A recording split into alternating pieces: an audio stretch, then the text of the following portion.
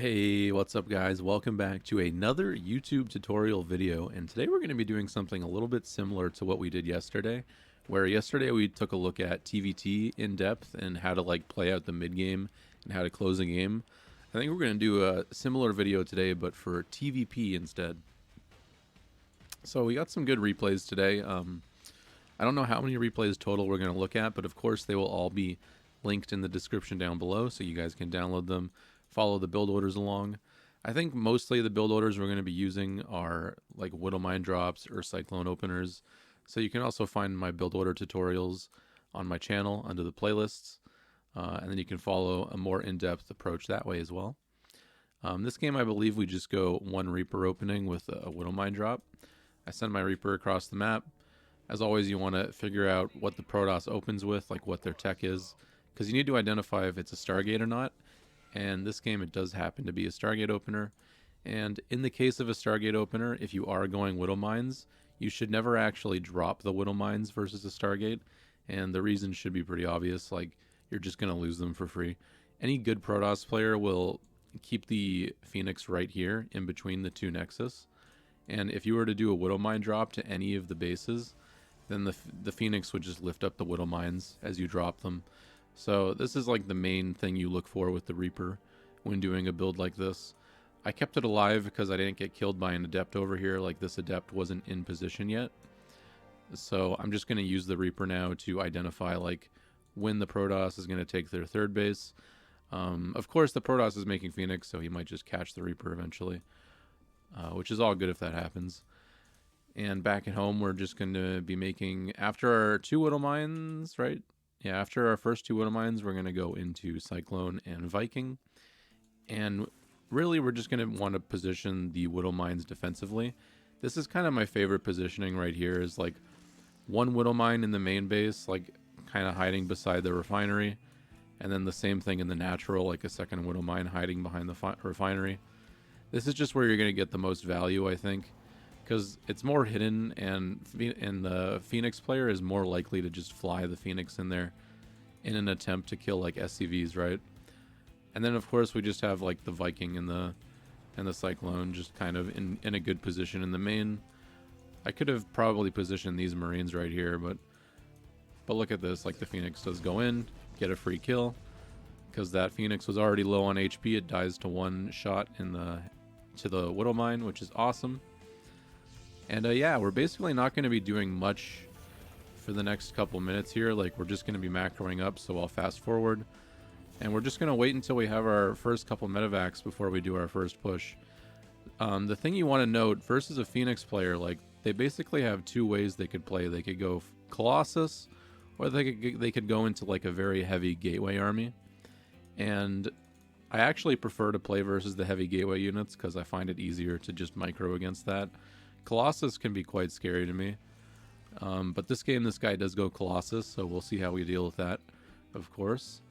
Let's fast forward a little longer here until we start to move out, which is right now. There we go. So we start to move out. The Phoenix are just kind of chilling outside our base. And he actually goes like to dive in the main. And when I realized that he did this, I literally just said, okay, I'm just going to walk across the map for free. Like, it's very easy now to just do anything when he's not on top of me. Like, if he was on top of me, I would have to ball up my army. I would be losing units that are like trailing behind and whatnot. It's just a big deal if he's not active with these Phoenix. So yeah, we get all the way across the map, and then we finally scan before we go in, which I always recommend scanning the Protoss before you attack. You need to identify like where the army is and where the shield battery is. And with this scan, I actually know that he's not up the ramp at all. And I did scout. Oh, I guess I didn't scout, but I know that this is the likely third base for the Protoss. So I know that his army is most likely to the left here. And the only way that like I could actually take a fight versus a Colossus player is by making use of my Widow Mines here. Otherwise, I would just have to go home and take my third base. And by the way, I should be taking my third base in a second here, because you always want to take your third command center as you attack the Protoss.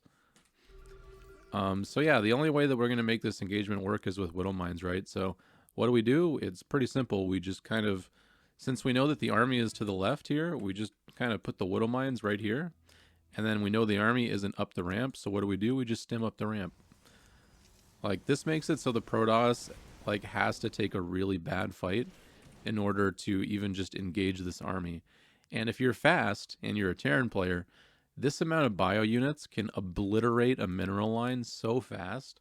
And we're going to see that I go for the robo here.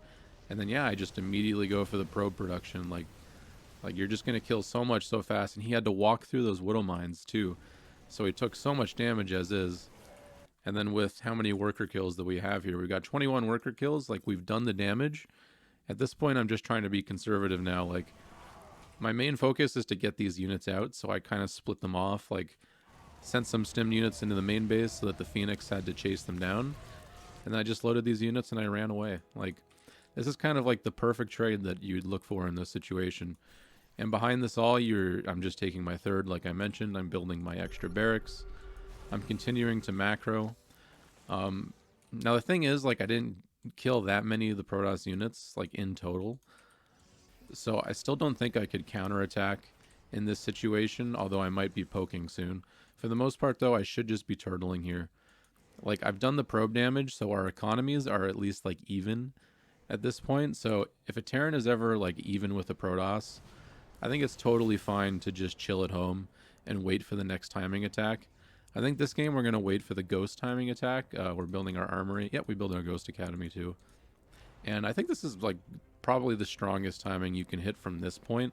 Like, we're just going to build up Vikings now so that we have enough Vikings to basically, like, two-shot and kill the Colossus. You also just want to have a lot of Vikings in general because the Protoss player does have a lot of Phoenix, too. So you need to have a few more in the air to deal with that. And then, yeah, we're just going to wait for Ghosts. Like, Ghosts are going to get a ton of value. Typically, the Protoss will go into, like, High Templar and Archons. So Ghosts are going to be the only way you can actually finish out a game from this situation. And I think I just wait for, like, 3 or 4 Ghosts. That's, like, the ideal timing, just, like, right when they come out. Because it's always, like, a timing game. Like, you want to hit as early as you can with each of your timing attacks, right? So we begin our move out here. Like, I imagine I'm going to scan soon. I actually did the really intelligent thing, and I split my army in half here. Took a medevac with 8 Marines, went on the right side. Took my army on the left side. And then we have the sensor tower in the middle, so I know that I'm not going to get bamboozled by the Protoss positioning at all. Like, he has to pretty much be at home. And yeah, we take the 8 Marines in here, we distract him a little bit. And we're just trying to figure out where the army is. There's that scan we talked about. And we see the scan, we see the High Templars in this army.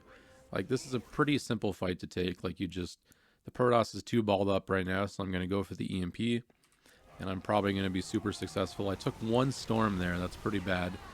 But the Protoss only had 2 Colossus. Like, the Protoss should have 4 or 5 Colossus at this point. This just isn't enough. Like, they're already going into Disruptor. And then, yeah, oh wait, let's rewind for that Disruptor snipe. I think I missed it, right? Yeah, look at this Disruptor snipe. Oh! Ah, beautiful.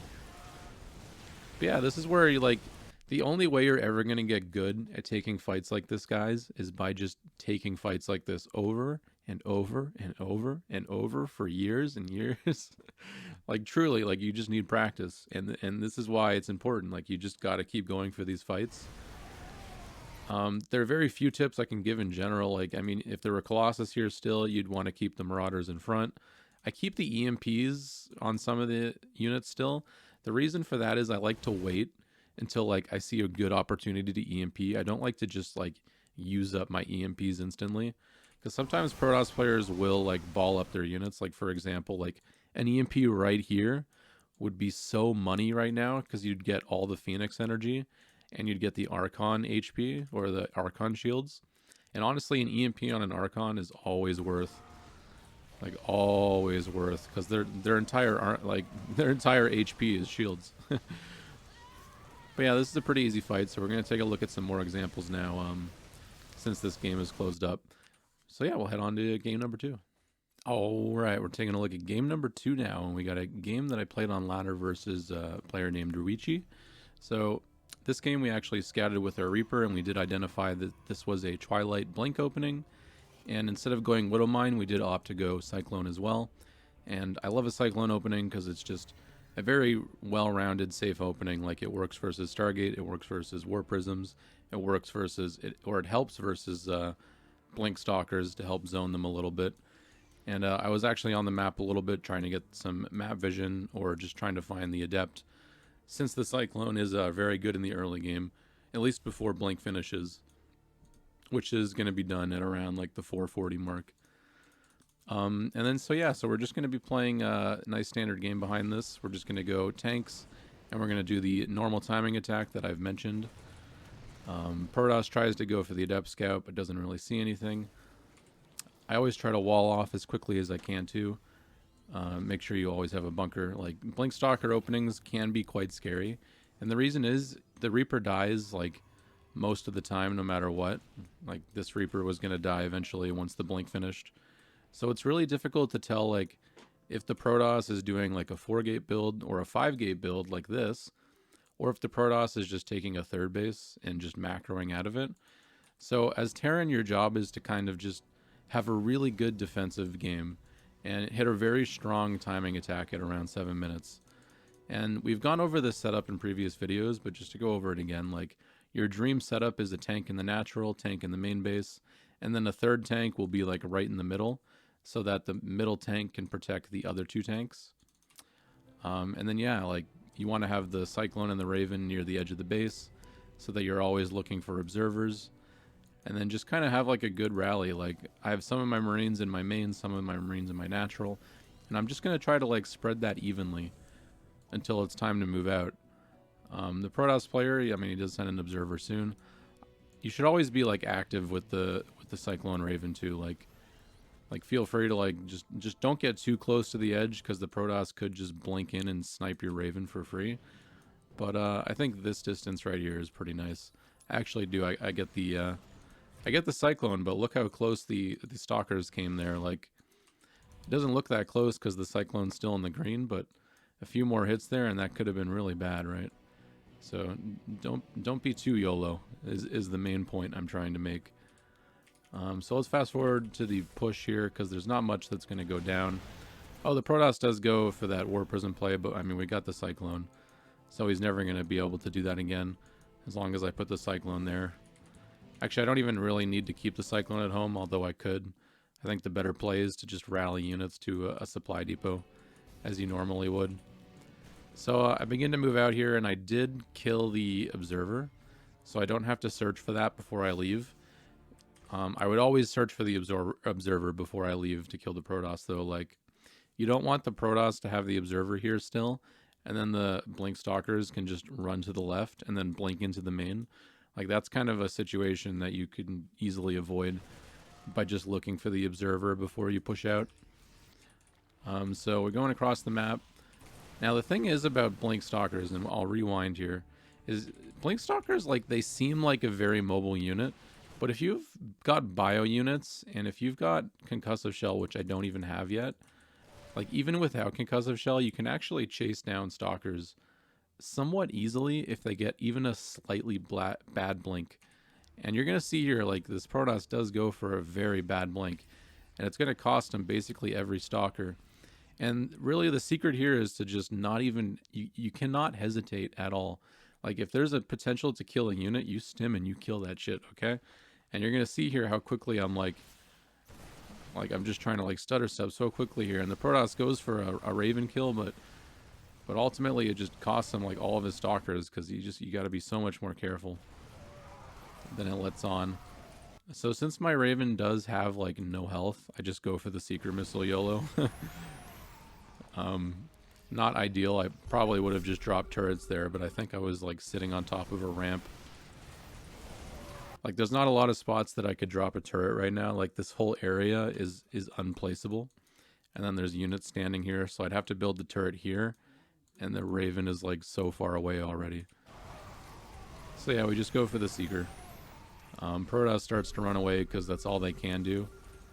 And this is why the tanks are so important versus Blink Stalker, because typically Stalker players do go into Colossus. And having the tanks is just really helpful. So here I'll rewind again. We do just go for the Colossus kill.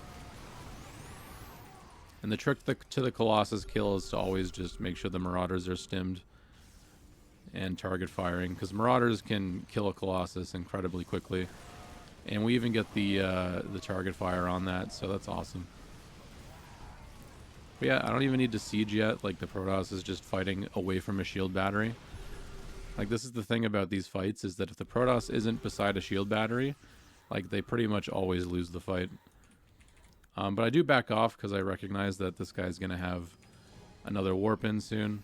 And I was just waiting for my rallied units to show up. Remember, as always, we do keep the units rallied to the depot. And then we join them up in groups instead of just, like, lining your units down the map. That's never how you want to play, right? And then, yeah, we get into a position here. We siege the tanks. We got the Widow Mines to burrow and to protect the tanks as well. And this is a pretty easy close-up. Like, because the Protoss did lose the Colossus, and because they did lose so many Stalkers for free, like, this army is going to be pretty difficult to deal with. The only thing that I hate is that the Raven died this game. If the Raven was alive right now, like, we'd still have turrets, disables, so many more fun things to play with. And then, yeah, just like the previous game, our transition is the same as well. We do go for our 2 extra barracks, our command center. And yeah, this is another pretty easy cleanup, so let's move on to the next game. Alright guys, taking a look at the final game today.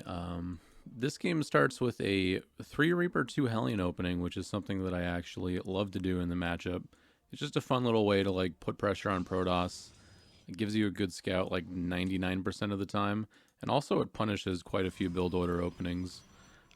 This game, this Protoss does go Stargate, and any Stargate opening is going to, like, easily hold this off. But the best you're going to look for is, like, maybe an adept kill. The biggest gain here, though, is going to be the scouting information I get. Like, I do see the Oracle fly in, and this information is going to guide my next decision making here, and it's going to make me build a Viking. I'm going to build a second Cyclone most likely, and then yeah, unfortunately we do lose all those units. Like, ideally I would have liked to have run away too and keep 2 of them alive, but it does happen. But just to show you guys, like, how to play defensively from this situation. Like I said, we do build our second Cyclone. Like, we know it's a Stargate, so the most they're going to have is, like, a couple Oracles and a few Adepts. Or they can transition into a very fast Twilight build and then just go into Blink Stalker. So either way, you really just want to go, like, Cyclone Tank, as you normally would. And then, yeah, just never move out for any reason. Like, if you move out on the map, like, the Oracles can find you. There could be stasis traps. And I'm just going to, like, basically split my army into 2 perfectly. Like, you want to have, like, a Cyclone and a Viking in the main, Cyclone and a Viking in the natural, and then, like, a bunch of Marines kind of spread out. Here we have 4 in the natural that are kind of just going to die for free, but I do have the Widow Mine, and we do have the Cyclones, so this is going to be pretty difficult for the Protoss to do anything. Like, you can see it really doesn't even take much micro here, and I'd say this is probably, like, the strongest follow-up the Protoss could do. So yeah, that just goes to show, like, the strength of going Cyclone there. And then, yeah, we're just going to go into our typical, like, TvP build order, as we've been doing so far. And we're going to push out with our medevacs at around 7 minutes. This Protoss does go for that quick blink transition as well after the Adepts. But we do have our Widow Mines in place of our bunker this game, so any attempts at coming up our ramp are going to be easily pushed back. Protoss does have a proxy warp gate, and it looks like they're aiming to do a zealot run by this game. So we'll see what our reaction looks like to that. We do continue to just... I don't think we're going Raven this game because of the Stargate. You could go Raven versus Stargate. It's just that they die to Phoenix too easily, in my opinion, so I try to stay away from it. But if you were to go Raven, I would recommend that you hide the Raven in, like, the corner of the map until it's time to move out. Because, yeah, the Phoenix will find the Raven and kill it for free most of the time. So here we go with the move out. I do go for the scan, looking for the Observer. And like I mentioned in the previous game, like, if there's ever an opportunity to go after Stalkers, like, you stim and you go after them, right? Like, this Protoss player didn't quite have, wasn't quite paying attention, or Blink wasn't ready or something. Let's see. Yeah, Blink's ready. I guess he just wasn't paying attention. But that just goes to show you, like, even just 2 extra seconds of shooting a unit, like, it kills the unit. Especially when you have that much stuff. So yeah, the Protoss is going to go for that run by as I move out. I'm actually being bad and I'm rallying units. If I had these 5 units like sitting right here, like I could probably deal with half of these zealots easily. And then I would use the SCVs to deal with the rest. But yeah, I'm going to identify that this is happening, and then like in any scenario when you're getting counterattacked like this, you just got to go for the kill, as always. And we're going to try go for the same position that we always go for. Like, you want the widow mines kind of in between the bases if you can. You can see we even got behind the wall here, so these zealots are never going to do anything. I was even able to save like the majority of my SCVs, which is just good reaction time by us. Protoss is going after our Vikings, but our Vikings are pretty useless at this point. And yeah, I see the kill here, so we burrow the widow mines, and then we just kind of stim and A-move for the most part. Like, Protoss, when they go Stargate openers in general, like, they have to not lose Stargate units. And being able to just hold the initial Adept Oracle stuff with our Cyclones kind of just put us in too good of a position this game. Like, the Protoss needs to have, like, stasis traps positioned here and whatnot. But yeah, this is like a great example of just going for the kill and winning again. So yeah, hopefully this gives a little bit more context to like how I play my TVPs at this stage of the game. I think in the next video, we'll take a look at like what happens if you can't win the game here and how to proceed and play late game TVP from that point. So yeah, appreciate you guys watching, and I'll see you guys in the next video on Monday, as this is the last video of the week. So thanks again for watching this week. It's been another awesome time. So I'll catch you guys on Monday.